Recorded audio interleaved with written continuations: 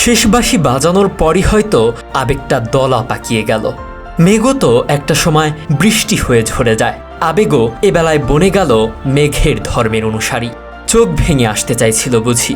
ছোট্ট শিশুর মতো দুই হাতে চোখ কসলানো শুরু হয়ে গেল। চোখটা এত পোড়ায় কেন? মাঠে লড়তে থাকা দুই দলের মধ্যে নিরপেক্ষ থেকে সব নিয়ন্ত্রণের ভার সামলেছেন 90 মিনিট। সেটা শেষ হলো যখন দুই দল যখন ভিন্ন ধর্মী দুই আবেগে ভেসে চলেছে, তিনিও ভেসে গেলেন আবেগের তৃতীয় ধারায়। সেখানে তার সঙ্গী নেই। এ যে চ্যাম্পিয়ন্স লিগে তার শেষ ম্যাচ। Referee দানিয়েলে Orsato. এই লেখাটুকু চ্যাম্পিয়ন্স লিগের আর কোনো ম্যাচ দেখবে না।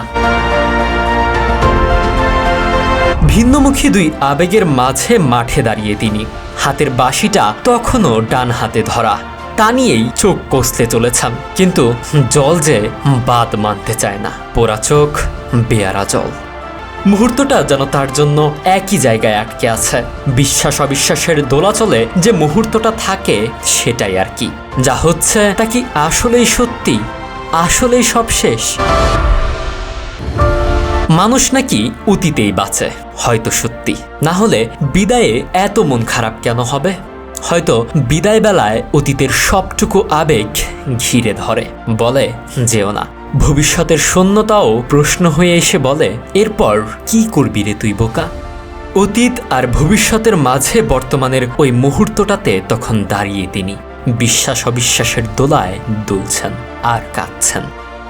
কিছুক্ষণ পর দুই সহকারী রেফারি এসে জড়িয়ে ধরলেন তাকে। আলিঙ্গনে বাধা থাকতে থাকতেই দুই সহকারীর কপালে বিদায়ী চুমু এঁকে দিলেন।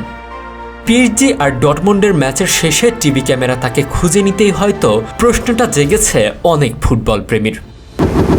আমাদের ভিডিওগুলো মোহাম্মদ আসাদুল্লাহ আল গালিব দেখছেন নারায়ণগঞ্জ থেকে, মালয়েশিয়া থেকে দেখছেন মোহাম্মদ মাসুম, আলমগীর হোসেন রিয়াদ দেখছেন সিলেটের কোম্পানিগঞ্জ থেকে, টেক্সাস থেকে দেখছেন মনোতোষ দেব এবং করিম বিন মুর্তুসালি দেখছেন সৌদি আরব থেকে। আপনি কোথা থেকে দেখছেন তা জানিয়ে দিন কমেন্ট বক্সে। রেফারি কেন কাঁদছেন? কারণ ওটুকুই, চ্যাম্পিয়ন্স লিগে এটাই তার শেষ ম্যাচ। মেসি, রোনালদো, নেইমার, এমবাপ্পেদের বছরের পর বছর শত ম্যাচে নিয়ন্ত্রণে রাখা বাঁশিটা ইউরোপের ক্লাব ফুটবলের শ্রেষ্ঠত্বের মঞ্চে আর উঠবে না ইতালিয়ান রেফারির হাতে। 2010 সালে ফিফার রেফারি হয়েছিলেন। এরপর থেকে দ্রুত পায়ে এগিয়ে চলা রেফারিং ক্যারিয়ারে কত গুরুত্বপূর্ণ ম্যাচই তো বসে রেখেছে তার বাঁশির আওয়াজ। 2020 চ্যাম্পিয়ন্স লিগ ফাইনালে যেখানে বায়ার্ন মিউনিখের কাছে হেরে গেল নেইমার, এমবাপ্পের পিএসজি, সে ম্যাচের রেফারি ছিলেন ওরসাতো। 2022 বিশ্বকাপে আর্জেন্টিনা ক্রোয়েশিয়ার সেমিফাইনালের দায়িত্ব সামলেছেন।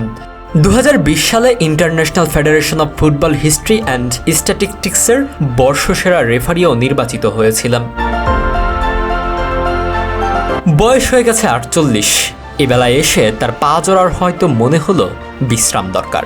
ইতালিয়ান লিগে এই মৌসুমে নিয়মিত রেফারিং করে চলা ওরসাতো অবশ্য একেবারেই আড়ালে যাওয়ার আগে আরেকবার বড় মঞ্চে বাঁশি বাজাবেন।